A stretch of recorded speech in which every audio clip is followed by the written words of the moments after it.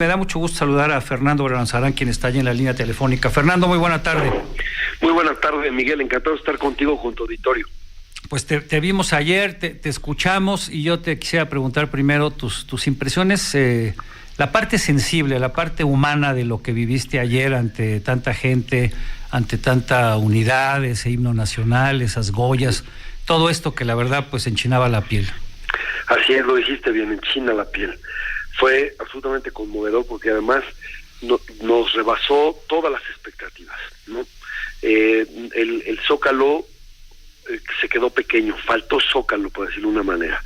La gente no podía llegar por las calles aledañas porque no cabía un alma más en toda la plancha, y bueno, el ánimo fue grandioso, fue una gran muestra cívica, porque además, hay que decirlo, habían recibido los ciudadanos una cantidad de insultos, de epítetos, de ofensas por parte del poder, acusaciones verdaderamente demenciales, ofensivas, que incluso vinculaban a los ciudadanos con organizaciones criminales en eso que me parece una locura, pero bueno, eso fue lo que les dijeron, y ellos respondieron con los pies y con civismo. Oye, Fernando, de hecho, yo creo que el presidente volvió a fallar, porque en su afán de descalificar e inhibir la marcha, lo que hizo fue promoverla nuevamente, ¿no? Porque la gente, ante todas estas descalificaciones, pues se sintió agredida, y pues muchos que quizá no pensaban ir, decidieron hacerlo. Así está, por supuesto, y además hizo que se difundiera mucho más, ¿no? Porque el problema es esta intolerancia del poder de no aceptar a quien piensa distinto, y lo que se le demostró en el Zócalo es que todos somos pueblo, porque por supuesto que todos los que llenamos la Plaza de la Constitución, las zonas aledañas y en otras 111 ciudades se hizo lo mismo, con una participación pletórica de los ciudadanos, mandaron el mismo mensaje: todos somos pueblo, ¿no? Y todos tenemos que ser tomados en cuenta. Nada más que el pueblo es diverso, es plural. ¿Y cómo puede coexistir un pueblo diverso y plural? Pues tiene que hacerlo en democracia, para que sea una cuestión armoniosa, en donde la diferencia no sea motivo de conflicto, sino una forma de un imperativo para el diálogo, para el acuerdo, porque finalmente incluso las conquistas democráticas que hoy están en riesgo se construyeron así, en pluralidad. Claro. Así es, pero el presidente parece ser que no entiende, o no quiere, o no puede entender. Hoy otra vez volvió a minimizar la marcha, a descalificar a quienes participaron y a seguir insistiendo en que los que fueron defienden privilegios, quieren que regrese el viejo régimen, la corrupción, etcétera, etcétera. Y pues yo no sé si el presidente realmente lo dice porque lo piensa, o simplemente es una estrategia, o es parte de su frustración para seguir atacando a los ciudadanos. Sí, parece una estrategia electoral, ¿no?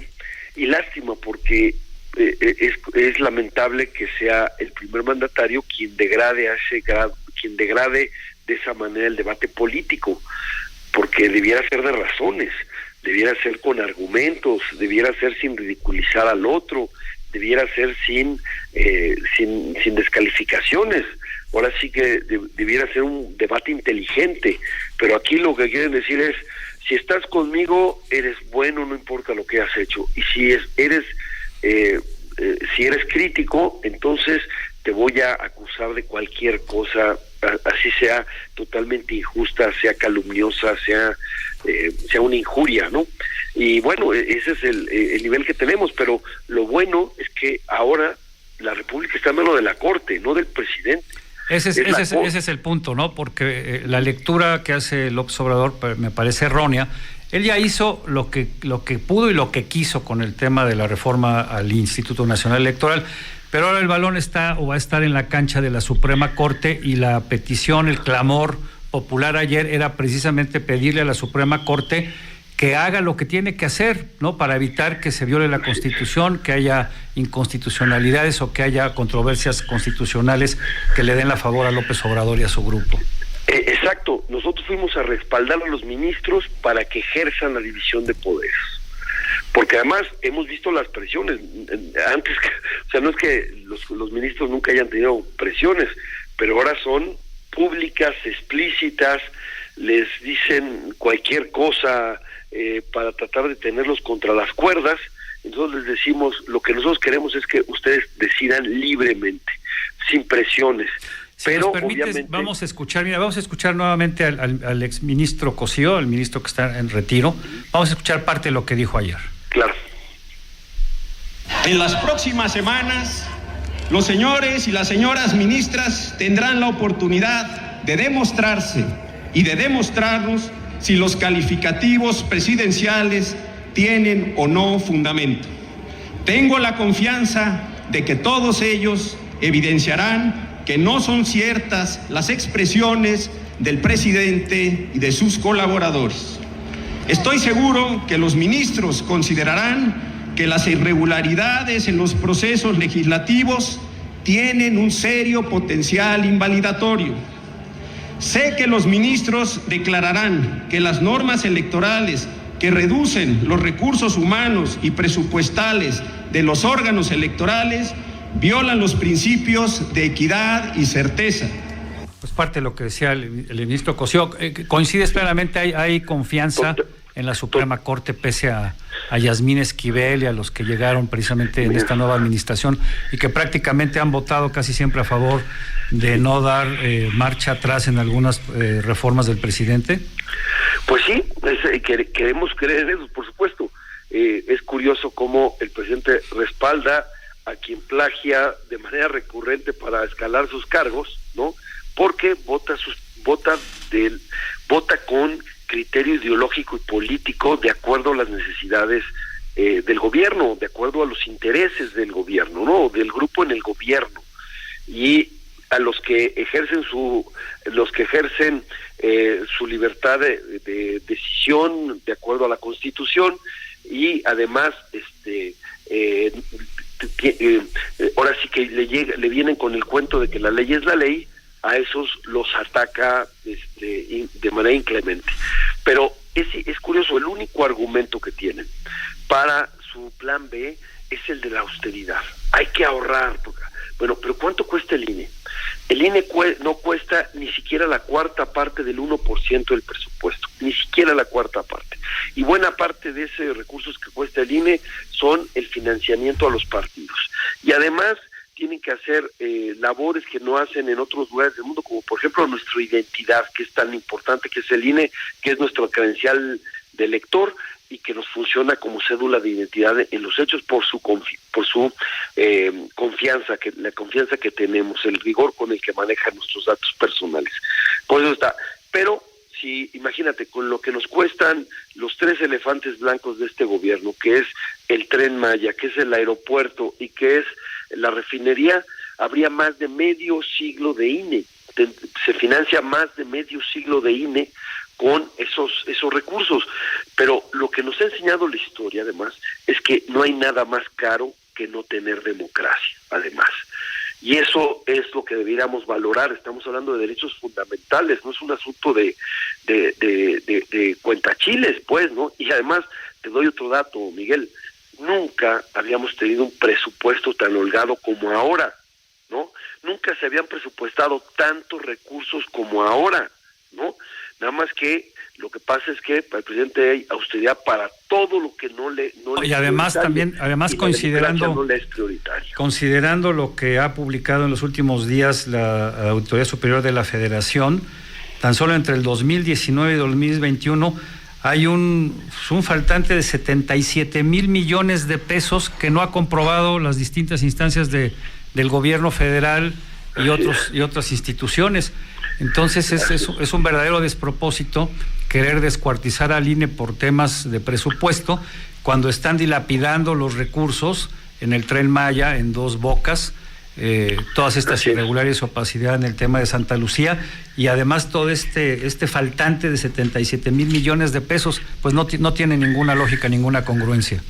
Así es, por supuesto. Y mira, creamos un instrumento que tiene tanto eficacia, el instrumento electoral que hemos creado, el sistema electoral, que hoy es más fácil o es más probable que gane un opositor a que gane el candidato del gobierno. Más del 60% de las elecciones que ha organizado el INE ha ganado un opositor. Por supuesto, eso le benefició a López Obrador cuando estaba en la oposición, pero ahora que está en el gobierno parece estorbarle. Oye, pues lo mismo que hizo Chávez en su momento, Ortega, todos estos dictadores. Sí. Mira, dicen muy bien, dice, México no es Venezuela y no es Nicaragua, y es cierto, y yo espero que no lo sean, pero hay que ver en qué momento de alguna manera empezó la descomposición tanto en un lugar como en el otro. Cuando el gobierno tomó el control de las elecciones. Exacto, cuando cambió las reglas del juego. Exactamente, cuando cambió las reglas del juego, tomó las instituciones electorales y cargó los dados a favor del partido en el gobierno. En ese momento vino la tremenda descomposición y llevan los chavistas un cuarto de siglo en el poder en Venezuela a pesar de sus pésimos resultados. Así es. O Nicaragua, en donde, bueno, ese es... ¿Qué sigue, Fernando? ¿Cuál es la ruta crítica de las próximas semanas? Bueno, estar muy pendientes en la discusión de la Corte. Se tiene que publicar lo que faltaba del Plan B. Ya la primera parte ya está en la Corte, ya se decretó una suspensión. Ojalá que en esta segunda parte del Plan B también se dicte una suspensión para que no haya daños irreparables en lo que discute en el fondo. Y vamos a contribuir. Hay más de 150,000 firmas ya del amicus que está por entrar a la Corte para fortalecer los argumentos de inconstitucionalidad. Ya van 150,000 solo digitalmente. Se van a sumar además todos los que de puño y letra se sumaron en las concentraciones para entregárselos a la Corte. Vamos a estar muy pendientes de eso. Creo que el triunfo de Norma Piña al frente de la Suprema Corte da esperanza, son nuevos aires en el tribunal. Ya vemos que hay una intención, por lo menos de quien encabeza el Poder Judicial, de hacer valer la división de poderes, y nosotros queremos impulsar eso, que puedan decidir en libertad y que lo que los guíe sea la Constitución. Esa es su responsabilidad que tienen con la nación. La que juraron es que la Constitución esté por encima de cualquier proyecto político particular, ¿no? Eso es lo que estamos pidiendo y esperemos que eso se dé, y vamos a seguir organizándonos en defensa del INE y de la democracia. Y aquí vamos a estar como siempre pendiente. Te invitamos a que participes periódicamente en este espacio, precisamente con tus análisis, tus comentarios. Te vemos, te seguimos y te escuchamos ahí en redes, y sigues creciendo mucho ahí con tus puntos de vista. Y una última cosa, ¿estás contento, satisfecho de lo de ayer? Muchísimo, esperanzado. Ver a los ciudadanos salir a las calles y tomar el futuro del país en sus manos da muchísima esperanza. Este sistema político mexicano necesita una bocanada de aire fresco, y esta participación de los ciudadanos es lo que nos puede ayudar a ello, porque si bien es cierto, vemos que este régimen nos quiere regresar al pasado remoto del país de un solo hombre, del viejo monarca sexenal. Oye, que decidía sobre todo, y dicen tampoco que vamos a regresar a un pasado remoto porque tenemos a un remoto pasado ahí en Palacio Nacional, ¿no? Exacto, pero tampoco es deseable el pasado reciente, digamos, de la partidocracia que fue castigada por sus excesos en 2018. Tenemos que ver hacia adelante, no queremos regresar ni al pasado reciente ni al pasado remoto, tenemos que proyectarnos hacia el futuro, pero preservando nuestras conquistas democráticas y nuestras libertades. En todo caso, lo que tenemos que hacer es extenderlas y profundizarlas, no tener retrocesos que que al revés las cercenen, las escatimen, porque no cayeron del cielo, no fueron concesiones graciosas, fueron conquistas de generaciones de Claro, mexicanos. y eso hay que transmitírselo a los jóvenes, porque ellos ya heredaron el sistema que tenemos, no les tocó luchar por ellos. Muchísimas gracias, Fernando. Te mando un abrazo y estamos pendientes aquí en este y en otros espacios. Encantado conversar contigo, Miguel. Te mando un fuerte abrazo a ti y a tu auditorio. Un abrazo, Fernando Branzarán, quien participó ayer en la convocatoria, hombre de izquierda, exdiputado, militante en su momento del PRD.